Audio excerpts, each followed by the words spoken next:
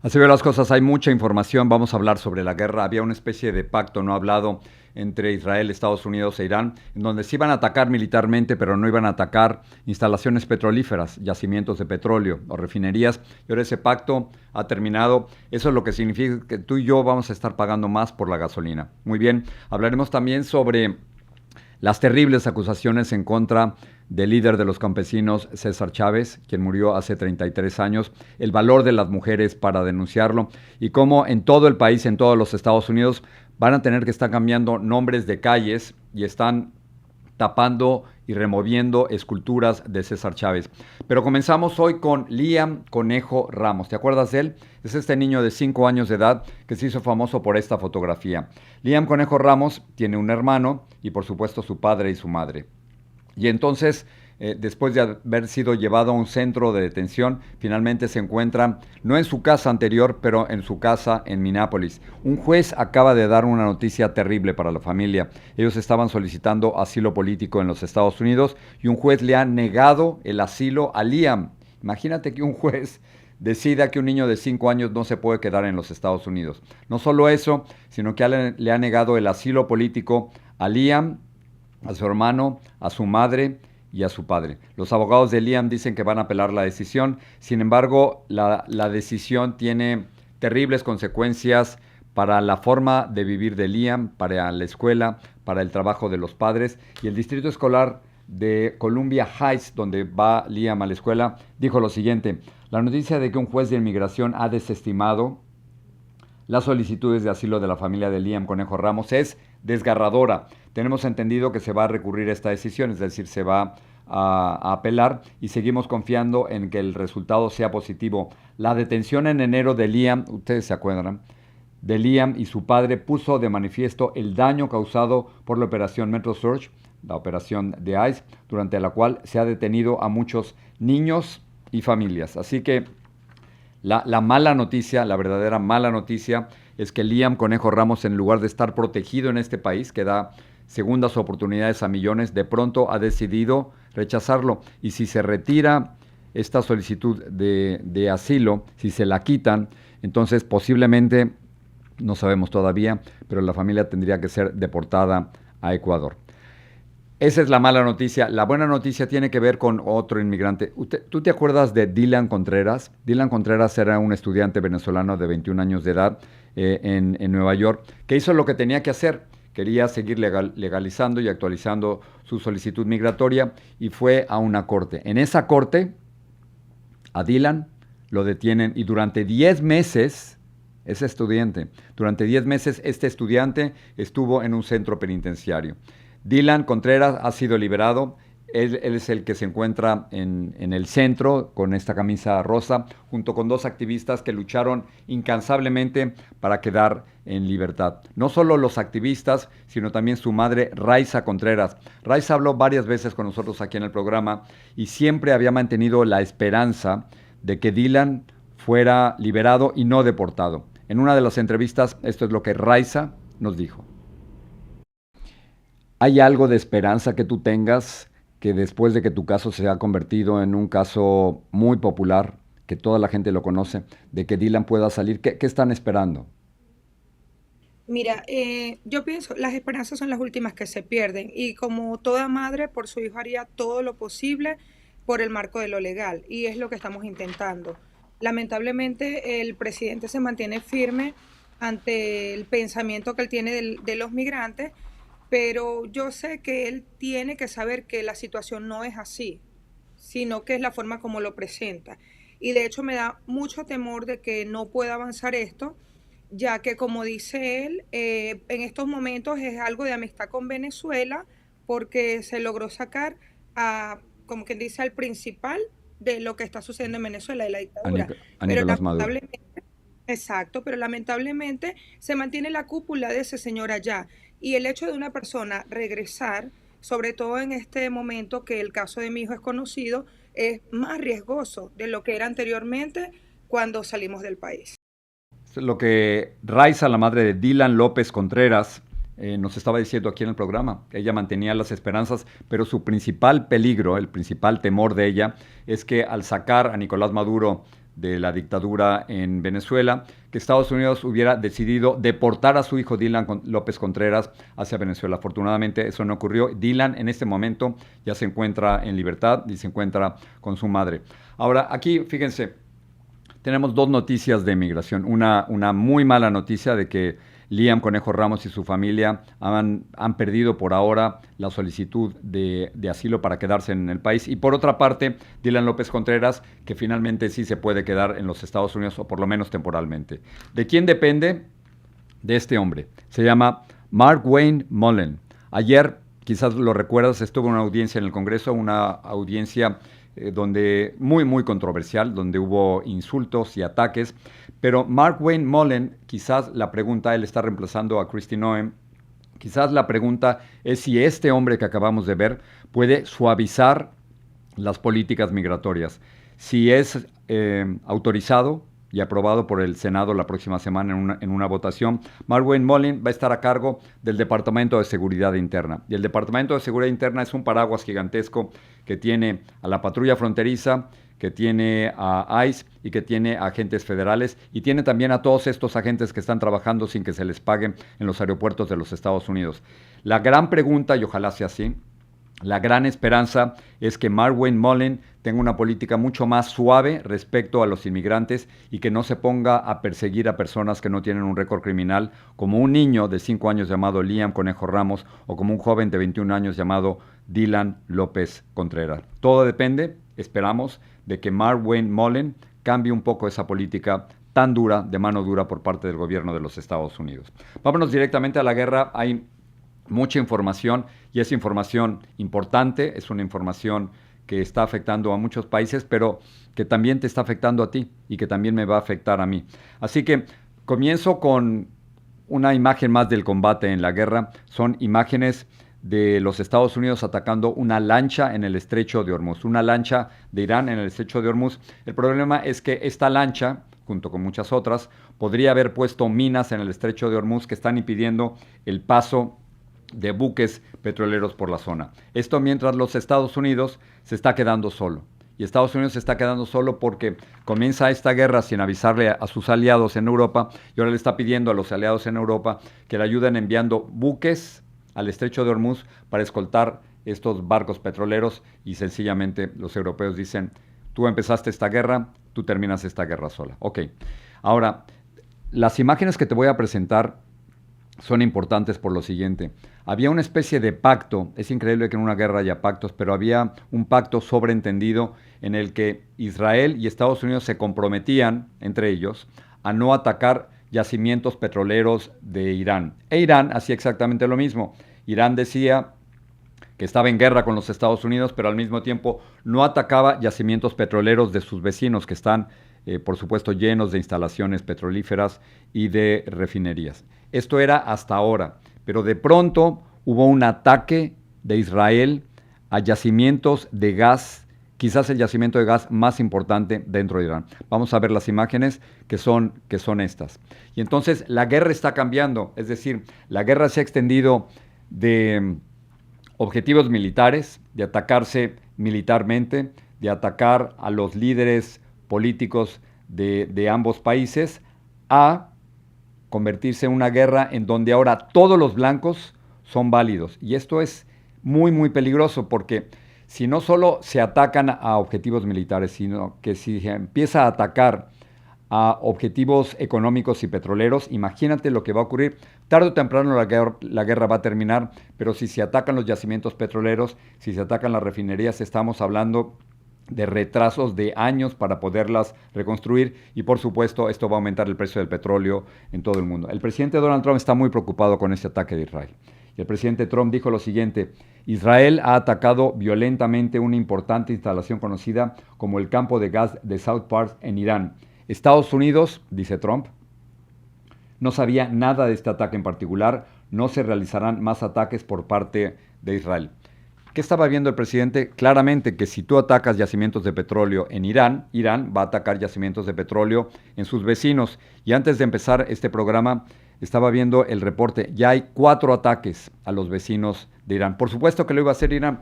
Tú le atacas el gas, le atacas el petróleo, va a ser exactamente lo mismo con sus vecinos.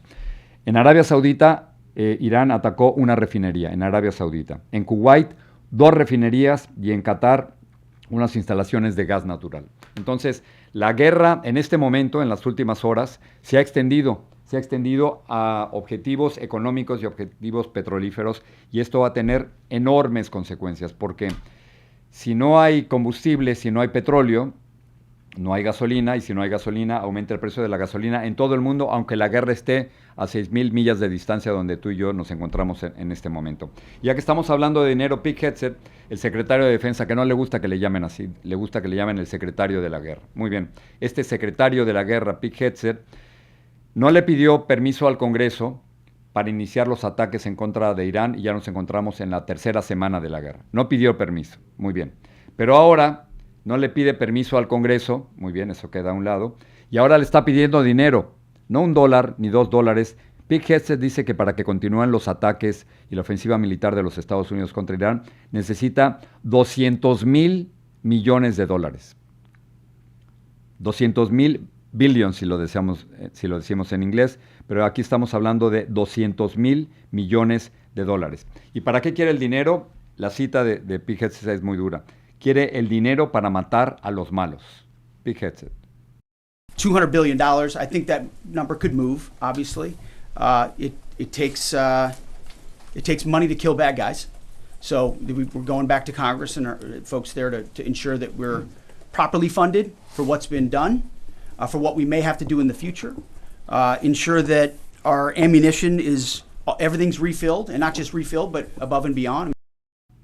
Está pidiendo un dineral, corrijo, está pidiendo $200,000 millones o 200 billones si lo hacemos con el sistema métrico por parte de los Estados Unidos.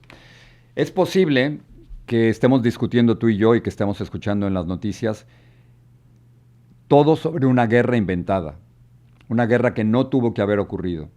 El argumento por parte del gobierno de los Estados Unidos y del presidente Donald Trump es que había una amenaza inminente de Irán en contra de los Estados Unidos, y que Irán tarde o temprano, decían en un par de semanas, decía el presidente Donald Trump desde sus primeras declaraciones, podría haber utilizado quizás armas nucleares en contra de los Estados Unidos. Eso es lo que se llama un peligro inminente. Muy bien.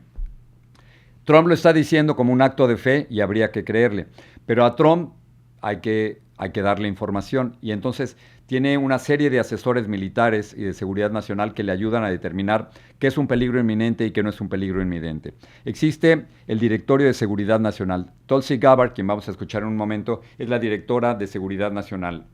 Su único trabajo es decirle al presidente Donald Trump si esto es un peligro inminente o esto no es un peligro inminente. Todas las mañanas, no sé si el presidente lo hace todas las mañanas, pero otros presidentes sí lo hacían, reciben un informe de seguridad nacional en donde le listan a los presidentes los peligros de ataques inminentes o los peligros de ataques de otras partes del mundo. Y entonces el único trabajo de Tulsi Gabbard y del director de Seguridad Nacional era decirle al presidente Donald Trump si había un peligro inminente en la guerra o no había un peligro inminente.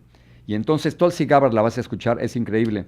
Dice, yo no decido que es un peligro inminente, sino lo decide el presidente. Eso está totalmente revuelto, eso no puede ser así. O sea, el presidente no puede decidir que es un peligro inminente o no. Sus asesores tienen que decirle, esto es un peligro, y entonces él toma una decisión.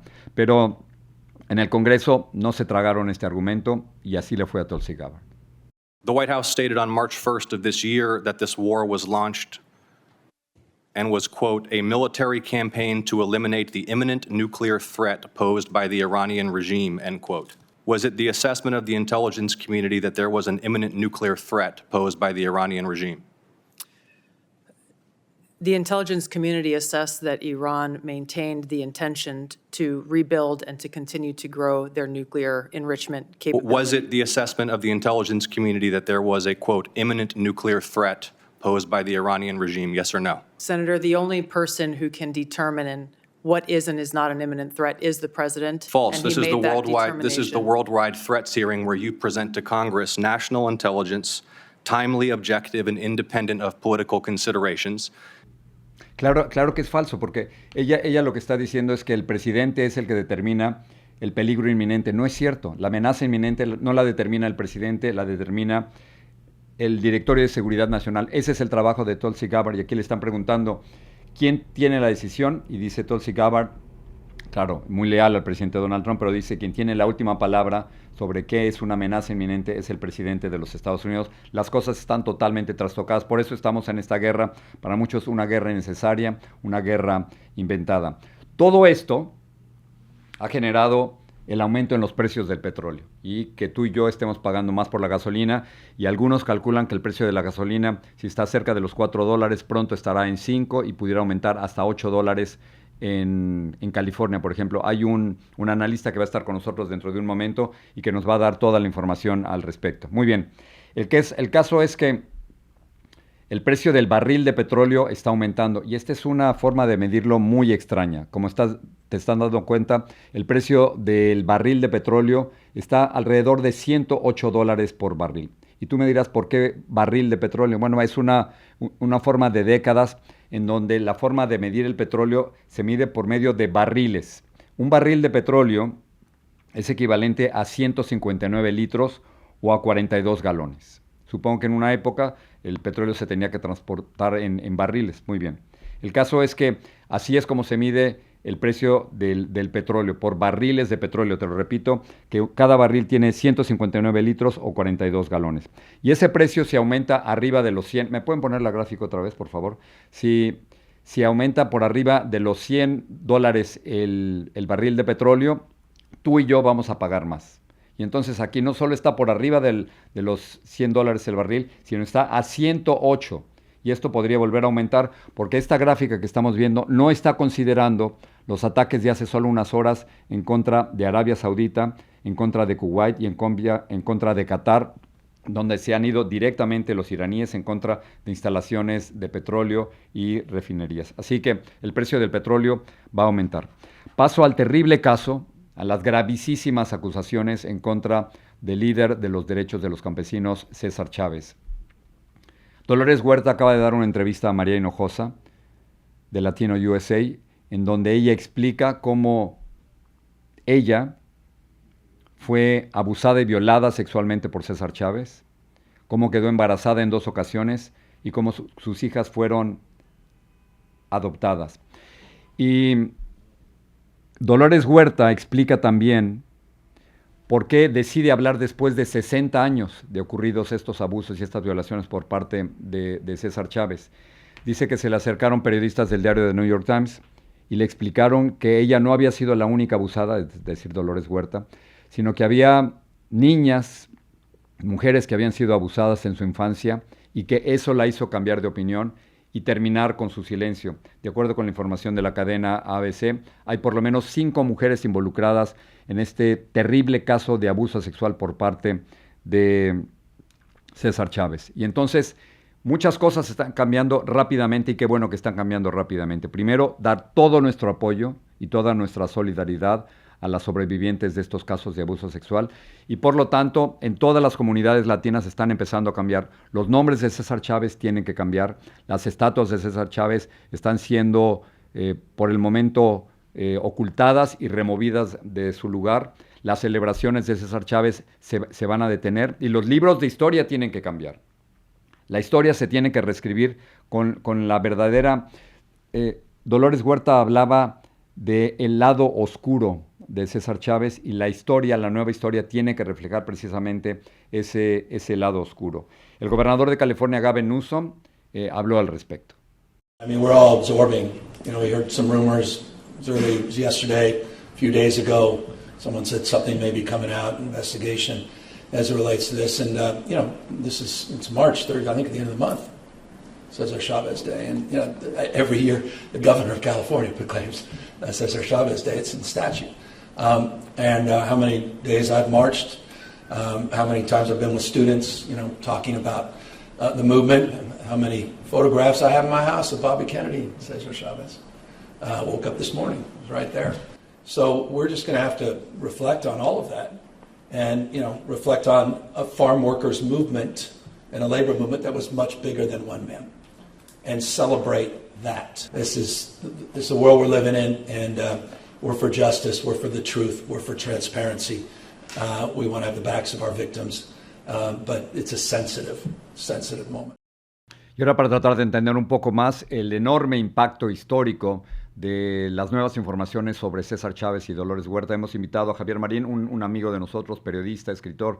Él escribió el libro En Vivo desde América, cómo la TV latina conquistó a Estados Unidos, y por supuesto es fundador de The Tiempo Company. Javier, creo que tú quedaste impactado, en shock, al igual que nosotros, después de escuchar lo de César Chávez. ¿Qué pasó? ¿Cómo este ser legendario de pronto quedó totalmente destruido? Sí, muy fuerte la noticia, Jorge. Gracias por tenerme en tu programa. Bueno, primero yo creo que hay que felicitar a la labor periodística de estas dos personas en el New York Times, Manny Fernández y Sarah Hurtis.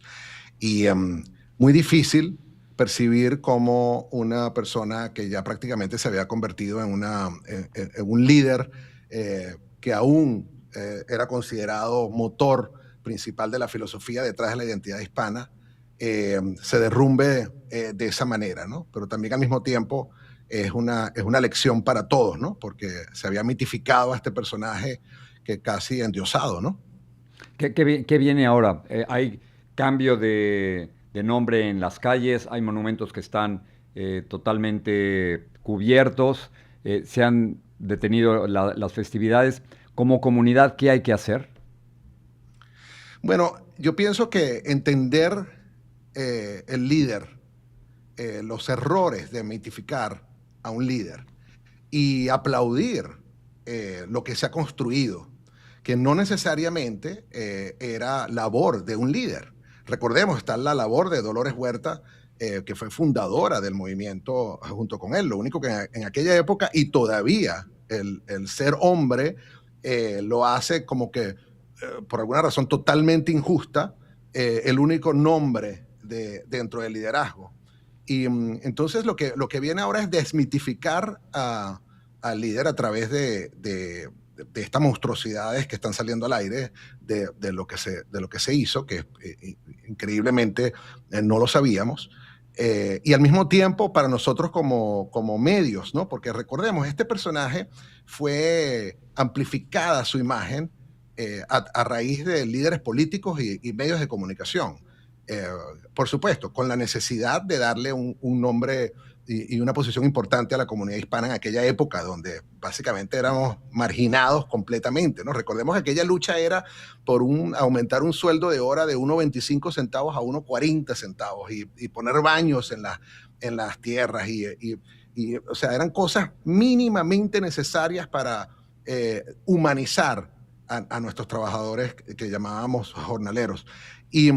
Pero ese líder, ¿quién lo magnificó? Lo magnificó no solamente la comunidad que lo seguía, sino los medios de comunicación y también los líderes políticos. Bobby Kennedy era uno de sus principales padrinos durante varios años. Teníamos necesidad de liderazgo, Javier, acuérdate, es una necesidad gigantesca. De hecho, el expresidente Joe Biden tenía un busto de César Chávez en la misma oficina oval de la Casa Blanca. Esa necesidad de tener líderes hispanos ha estado siempre presente ahí.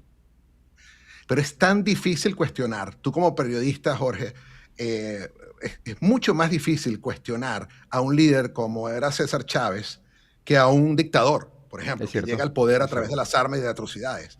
Entonces, yo creo que esto también es una lección a que tenemos que cuestionar a cualquier persona con poder que haya llegado al poder por cualquier vía, no necesariamente por las armas, sino inclusive por ayuda humanitaria y líder de comunidades.